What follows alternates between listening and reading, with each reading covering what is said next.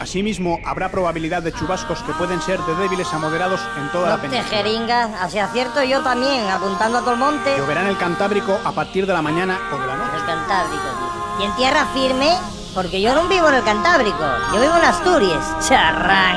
No me cortes el vacilón, Jaime.